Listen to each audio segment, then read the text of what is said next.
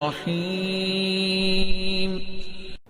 name is Vanita and I'm working as a marketing executive.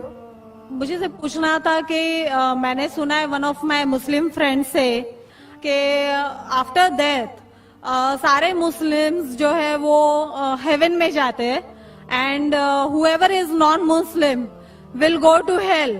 So I wanted a clarification on this point.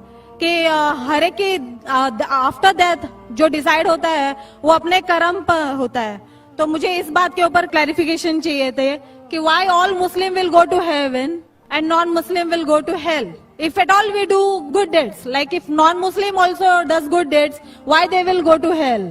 बहन ने अच्छा सवाल पूछा है कि उनकी एक सहेली ने कहा कि मुसलमान आखिरत में जन्नत में जाएंगे, गैर मुस्लिम दोजख में जाएंगे. मुस्लिम मतलब वो जो अमन हासिल करता है, अल्लाह सुब्हानहू व तआला के अहकामात के मुताबिक चलता है, कुरान और सही हदीस पे अमल करता है, उसे कहते हैं सही मुस्लिम.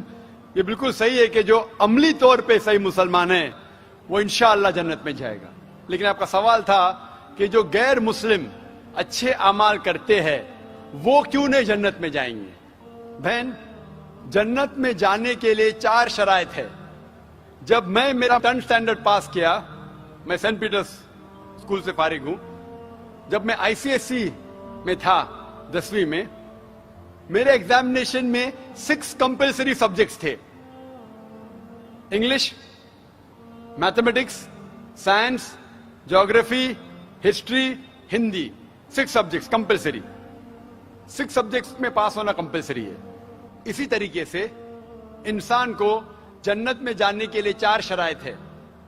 ये लिखा है सूरह अल असर में, सूरा नंबर 103 आयत नंबर 1, 2, 3, जिसमें अल्लाह ताला फरमाते वल अस्र इन्नल इंसान लफी खुस्र इल्ला लज़ीना आमनू व अमिलुस सॉलिहाति व तवासौ बिल हक़्क़ व तवासौ बिस सब्र. अल्लाह सुब्हानहू व तआला कसम खा रहे हैं वक्त की, असर की. बेशक इंसान खसारे में है. सिर्फ वो लोग जो 4 चीज में सफलता पाते हैं वो लोग खसारे में नहीं हैं.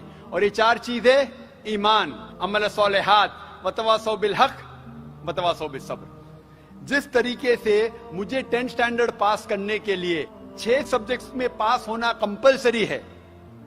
मिसाल के तौर पे अगर मुझे mathematics, English, history, geography, science में 99% मार्क्स मिलते हैं, 99%,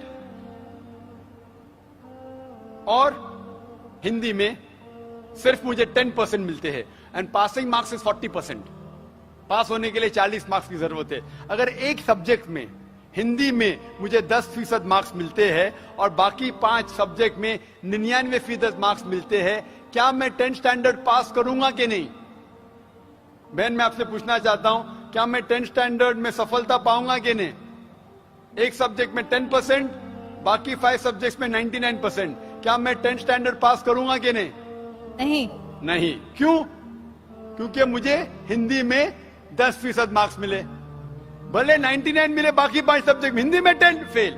उसी तरीके से जन्नत में जाने के लिए सूरह अल असर के हिसाब से 4 चीजें जरूरी है. ईमान, अमल सालिहात, नेक अमाल जो आप कह रहे, वतवासौ बिल हक़, लोगों को हक की तरफ बुलाना, वतवासौ बिस सब्र, लोगों को सब्र की तरफ बुलाना. 4 चीजें जरूरी है.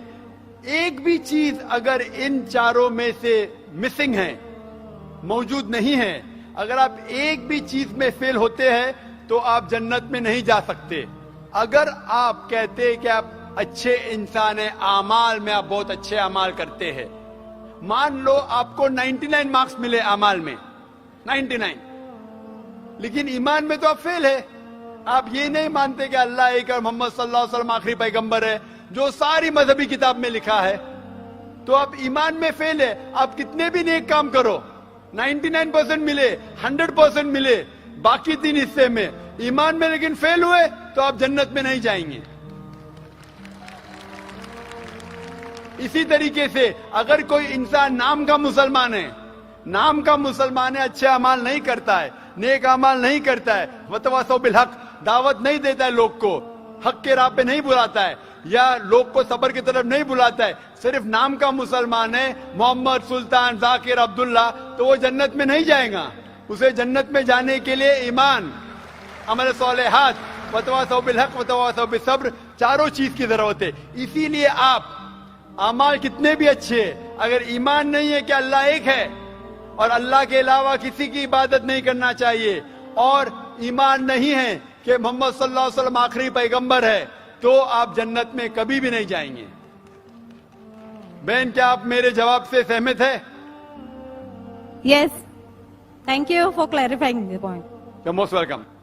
جی بھائی, مائک نمبر 1 سے اگر کوئی سوال ہو تو کریں. نمستے, میرا نام رمیش بھنڈارے ہے اور میں پروفیشن سے ٹیچر ہوں. تو میں نے سنا ہے کہ محمد پیغمبر جی نے چاند کی طرف انگلی دکھا کر چاند کے 2 ٹکڑے کیے ہیں, لیکن ابھی فی الحال انسان چاند پہ جا کر آ چکا ہے. تو یہ سائنٹیفکلی پروو ہو چکا ہے, یہ جاننا چاہتا ہوں میں. بھائی صاحب نے مجھے نمستے کہا. قرآن کی آیت ہے سورہ نساء سورہ نمبر 4 آیت نمبر 86 میں, کوئی بھی آپ کو اگر وش کرتا ہے تو اس کو اور بہترین طریقے سے وش کرو, یا کم از کم اتنا. آپ نے کہا نمستے, میں آپ کو پھر سے نمستے نہیں کہہ سکتا ہوں. کیوں؟ نمستے کے معنی ہے کہ میں آپ کے آگے جھک رہا ہوں. ادم نممے مطلب آپ کے آگے جھک رہا ہوں. جھکنا صرف ہے ایشور کے سامنے.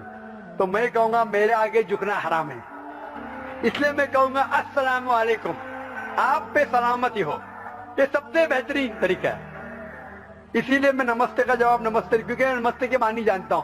اکثر ہندو نمستے کے معنی جانتے بھی نہیں. نمستے آتا ہے ادم نممے سے. آپ میرے سب کچھ ہے, میں آپ کا سب کچھ نہیں ہوں. کچھ آپ کو ہدایت دے سکتا ہوں, ہدایت دینے والا اللہ سبحانہ و تعالیٰ.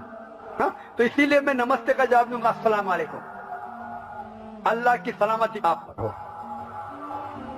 آپ کا سوال تھا کہ محمد صلی اللہ علیہ وسلم چاند کے 2 ٹکڑے کر چکے ہیں, انسان چاند پہ جا چکا ہے, تو سائنٹیفکلی یہ ثابت ہوا کہ نہیں چاند کے 2 ٹکڑے ہوئے کہ نہیں. قرآن کی آیت شق القمر کی کئی حدیث ہے. ہم مانتے ہیں کہ یہ معجزہ تھا جو اللہ نے کیا. معجزہ کیا اللہ نے محمد صلی اللہ علیہ وسلم کے ذریعے. آج سائنٹیفک ریسرچ ہو چکا ہے, اور کچھ ایسٹرونامرز جو فلکیات کے ماہر ہیں وہ کہتے ہیں کہ چاند پہ ایک فشر ہے. فشر مطلب ایک لکیر ہے. کیا ہے پتہ نہیں. تو ہم کہتے ہیں کہ یہ لکیر شاید نشانی ہے جب اللہ کے پیغمبر محمد صلی اللہ علیہ وسلم نے شق القمر, قمر کے 2 ٹکڑے کیے تھے. ٹکڑے ہو گئے واپس ہو گئے, تو یہ فشر ہے. تو سائنٹیفکلی ایک فشر ہے. کیا ہے لوگ کو پتا نہیں. تو میں کہتا ہوں انشاءاللہ وہ فشر وہی ہے جو اللہ کے رسول نے ٹکڑے کیے. لیکن آج اگر کوئی کہے گا کہ چاند کے ٹکڑے 2 ہو گئے اس لیے میں اسلام میں مانتا ہوں, شاید. لیکن آج دور معجزہ کا نہیں ہے, چمتکار کا نہیں. آج دور ہے سائنس کا. اور سب سے بڑا چمتکار جو آخری پیغمبر محمد صلی اللہ علیہ وسلم نے کیے وہ ہے قرآن. سب سے بڑا چمتکار ہے. تو میں تقریر دی تھی سب سے پہلے بار پونا میں, اسمبلی ہال میں, قرآن اور جدید سائنس. اس کے ذریعے پتا چلتا ہے کہ قرآن ہم ثابت کر سکتے, اللہ کی کتاب تب بھی ثابت کر سکتے تھے, آج بھی اور تا قیامت تک. تو یہ مین چمتکار ہے. کوئی بھی انسان پڑھے گا, اگر آپ کو ادبی نے ترجمہ پڑھی ہے اور اگر صحیح نیت سے پڑھیں گے, آپ کو اللہ تعالیٰ ہدایت ضرور دے گا. ہدایت مطلب صحیح راستہ دکھانا. تو صحیح راستہ جو ہے وہ آخری کلام